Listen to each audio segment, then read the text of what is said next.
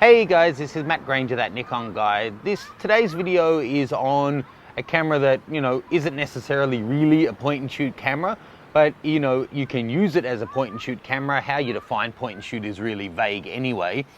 Things like the S930 and P310 that I've been recently introducing are both quite advanced, but they would, most people would consider them to be point and shoot cameras. They're fixed lens. A lot of users are just going to be using them in auto mode, even though they offer a good variety of manual controls. So, these have what you'd expect. A big old zoom range on this one of 18 times. This one, a much smaller zoom range of 4.2, but with a nice 1.8 at the fast end. Then in the Coolpix range, we have this big boy. This is the P510, and this is for what a lot of people would consider the last step in the Coolpix lineup before you hit SLR territory.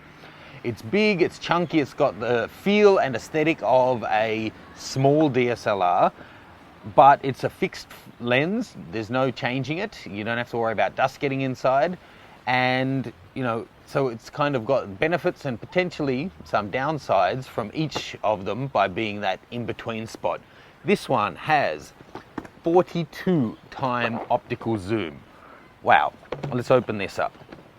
So looking inside the box, which is quite a huge box, reference manual, even bigger user manual than the other two I've introduced. The View NX2, lift out the tray. Then we've got a proper neck strap on this one, not like the dainty little wrist straps that come with the, the P310. This is a proper neck strap. All the other bits and pieces that you'd usually expect, but something that maybe what defines something as not being a point and shoot camera, actually, it comes with a lens cap. Plus, it's got quite a bigger battery than most of the Coolpix range. This is the ENEL5, and whilst it's bigger, it's only 1100 mAh still, whereas the smaller battery that the others use are generally 1050 mAh anyway, so it's not a whole lot of difference. I'll be interested to see what they claim this one will get in terms of shots. So taking this one out, take a look at that. You're really in DSLR type territory with this one. 42-time optical zoom, and it's got the zoom button on the side of the lens barrel. It has got a viewfinder, but it's a digital one, not through the lens, because this still doesn't have the single lens reflex mirror, which defines an SLR camera, obviously. And instead of having the screen which is on a hinge that you can open that way, like on the D5100, for example, this one's on kind of a Z frame, so you can still have it on all kinds of weird angles, but it's attached and stays at the back. So you could have it so you can look straight up at it, or you could have it so you can, look down on it like that. But it's attached with a 3-point metal hinge, which you can see there. The weight of this, it's certainly not light. There is a fair bit of weight in the lens, and that's a nice big handle to grip a hold of. I have big hands, but 1.5 of my fingers are hanging off the bottom, but it's actually a good size to get a couple of knuckles around to get a good grip on it. Let's pop the battery in this one. This as well takes all the different SD formats for your memory card, and at 16 megapixel, this one will record RAW, so you could start churning up a fair bit of memory card space. Now let's just skip straight in. Nice big screen on this one. So this is a 42 times zoom, which means 4.3 to 180. Once you add the crop factor onto that, that's going to be huge. And it's 1.3 to 5.9. So again, at the long end, this is going to have some lovely bokeh. And you can see it's got a fairly sizable piece of glass on the front end. Let's show you the range. So that's on the wide end. So that's the widest setting. And then up close. Not great focus, but that's how far it'll zoom. That's fairly serious. Let's just get a shot so I can show you the bokeh. Thing is, with such a zoom, it's really easy to lose yourself in the shot and not know where exactly you're pointing it anymore because it's gotten so zoomed. So how nice and creamy does that look? And look, when popping up the flash, Look how effective that is. From quite a distance away, that really worked well to light the camera and just blow the background out. Good work. Now at 42 time optical zoom, you're obviously very glad to have the lens shift vibration reduction, because you really have a big chance of bringing it in. Now I'm just going to drop, it's quite simple to do exposure compensation on this, which is good, so I'm just going to drop it down a little bit. So I'm just going to take a shot of the camera with a tree behind it to show you the bokeh it can create. So that's really nice, and that's at the long end. One thing I like about this, it's a single barrel of lens coming out, not that stepped thing.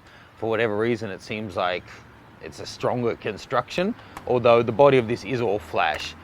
A couple of other cool things about this one, it's got the little built-in flash which gets it up a fair bit higher than your standard point and shoot. As I say, by calling this a point and shoot, some people are going to not appreciate that, but I'm just calling it that because I'm including it in the point and shoot lineup. I would actually call this a hyper zoom or a fixed lens super zoom or something like that. Now let's run through some of the specs on this monster fixed lens camera. So again, this one has a 1/2.3 inch CMOS sensor, but this one is 16.79 million pixels. So again, it seems to be a different sensor, or at least differently engineered to these other two that I've recently introduced. You can see them in the playlist. 42 times zoom, and what's the equivalent of? 24 to 1000. Oh my God. So that means it's a 1000 mil 5.9. Of course, it's not actually a 1000 mil, but with the crop factor, that's your field of view. So that's pretty crazy. Closest focus is 50 centimeters. Again, it has a macro mode though that'll let you do it up to 1 centimeter away. Let's do it on the lens cap here just to show you. How close can I get?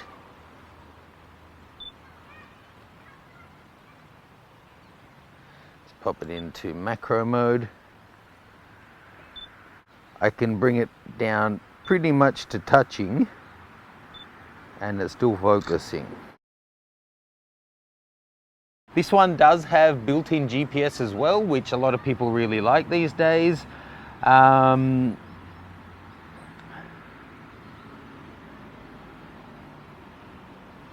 It says it'll get 240 shots with the ENEL5 battery. It's 555 grams, so you know, double the weight of any other point and shoot camera pretty much.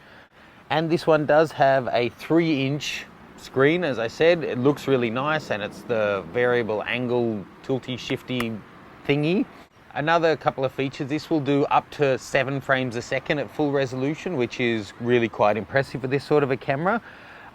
It's got the X-Speed C2 image processing engine, all the usual stuff, 1080p video, enhanced scene selection, 16 scene modes, and it has Wi-Fi card support. So, you know, this is for someone who wants to have all the controls. It's, you know, it's got all the shooting modes just like a basic DSLR, plus it's got the auto scene modes, but you don't want to be fussing around with different lenses. You want a huge focal length equivalent of 1000 mils. So, you know, this is something for someone who really wants to be able to carry everything nice and light in one bag, but have a huge focal range, and you know, maybe just doesn't want the other benefits that a DSLR offers. To really know how this one stacks up against, you know, a basic DSLR, I'll be testing it like crazy over the next couple of weeks. So once that video is up, click through on that link and I'll have part 2, which will have detailed thoughts. I'll be shooting hundreds of frames with this one in different conditions to, you know, really be able to give you a good feedback on this one, because I know a lot of people are interested in this model. And I'll be including a whole lot of different sample images.